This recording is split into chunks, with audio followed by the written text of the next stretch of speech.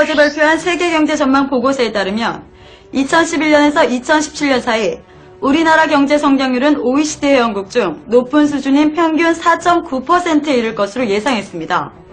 이는 정부와 국내 경제연구기관들이 평가한 4%의 수준을 넘어서는 최고 수준의 전망입니다. 우리나라가 이렇게 세계경제기구들의 낙관적 전망을 받게 된 이유는 정부가 신성장 동력으로 추진하고 있는 저탄소 녹색 성장과 서비스 산업 육성 의지, 우수한 인적 자원이 있습니다. OECD의 전망대로라면 우리 경제는 올해 마이너스대의 경기 침체를 기록하다가 내년을 기점으로 빠른 회복을 보이며 2017년에는 최고 수준의 성장세를 이어가게 됩니다. 하지만 이와 함께 우리 경제가 풀어가야 할 숙제도 있습니다. OECD는 우리나라의 잠재 성장률에 대해서는 낙관적 전망을 내놨지만 소비자 물가 상승세와 높은 금리는 성장에 부담을 줄 것으로 앞으로 환경범죄 신고 포상금 지급 대상이 확대되고 환경범죄를 예방하고 수사 단속하는 환경감시관 제도도 본격적으로 시행됩니다. 환경부는 환경범죄 단속에 관한 특별조치법 개정안을 입법 예고하고 내년 7월부터 시행할 계획이라고 밝혔습니다. 개정안에 따라 환경범죄에 관한 신고행위는 환경부 소관, 환경 관련 법률로 확대 적용됩니다. 그동안 환경범죄에 대한 신고 범위가 폐수 무단 방류와 국립공원 훼손 등 특별법에 제한돼 전문 신고꾼이 아니면 사실상 환경 관련 범죄 신고를 하기가 어려웠습니다.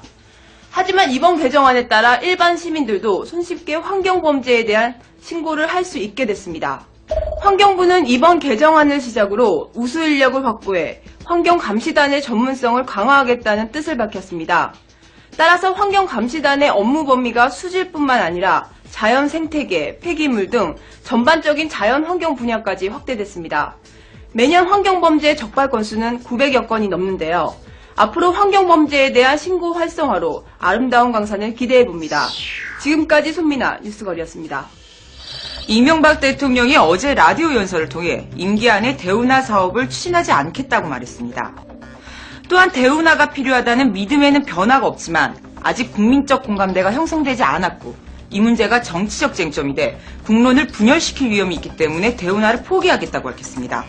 4대강 살리기 사업으로 이름만 바꿔 대운하 사업을 추진하는 것이 아니냐는 분위기에 대해 이 대통령은 21세기의 가장 중요한 자원인 강을 정비해 오염원을 차단하고 죽어가는 강을 살리겠다고 덧붙였습니다.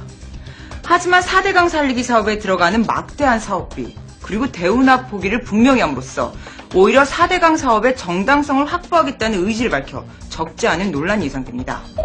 또한 이 대통령이 임기 초부터 추진하려 했던 대운하 사업에서 선착장과 한강 그리고 납동강을 잇는 일만 빼면 4대강 살리기 사업이라는 공식이 나옵니다.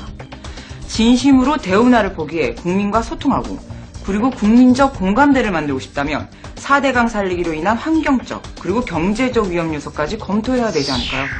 지금까지 네이키드 헤드라인 김지원이었습니다. 정부가 발표한 이번 하반기 서민생활안정대책에는 서민경제와 교육, 의료 부분에 정부 지원을 하겠다는 내용이 담겨 있습니다. 특히 서민금융에 대해서는 7에서 9의 신용등급 근로소득자들은 개인당 500만 원까지 생계비 대출을 받을 수 있습니다. 이자는 농협이나 신협을 통해 연 8%대로 대출 지원을 받습니다.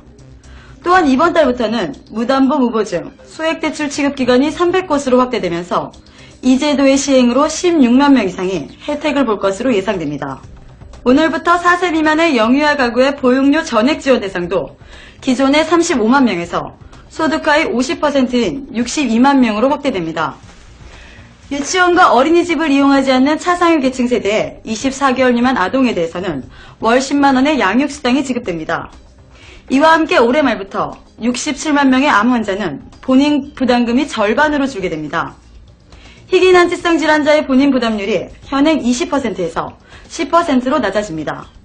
올해 초 부자들을 위한 부동산 정책만 일삼던 정부가 이번 하반기 서민생활 안전대책을 위해 정부가 꺼낸 두 번째 카드는 주택 공급입니다.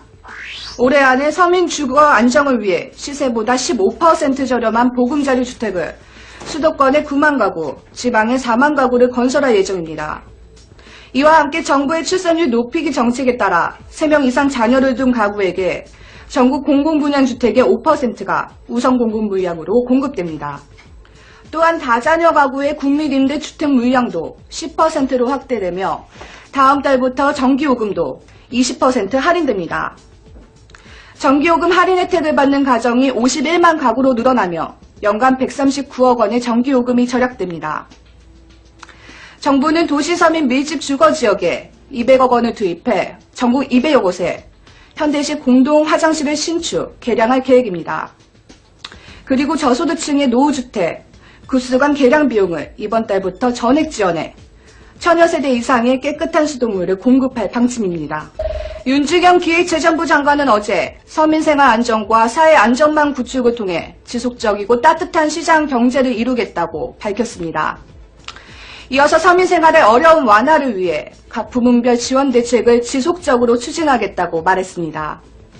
하지만 4대강 살리기 사업에 현재까지만 22조 원의 예산이 책정된 것에 비해 서민 대책은 기존 대책과 지원 규모를 크게 벗어나지 않아 논란이 되고 있습니다. 줄이어 나오는 정부의 막대한 예산 계획을 뒷받침해줄 재정은 도대체 어디서 나오는지 의문이 듭니다. 지금까지 김예나 뉴스거리였습니다. 올해 4,000원이었던 최저임금이 내년에 2.75%가 인상된 4,110원으로 오릅니다.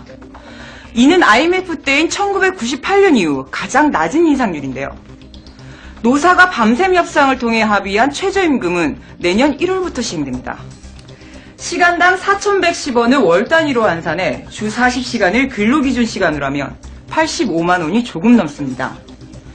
이번 최저임금제 협상에 대해 경영계는 경제 위기로 영세기업의 임금 지급 능력 부족을 이유로 들며 처음부터 3,770원을 제시해 협상 초기 난항을 예고했습니다. 또한 노동계는 경제 위기인 만큼 최저임금을 올려 근로자의 생존권을 보장해야 한다고 맞섰는데요.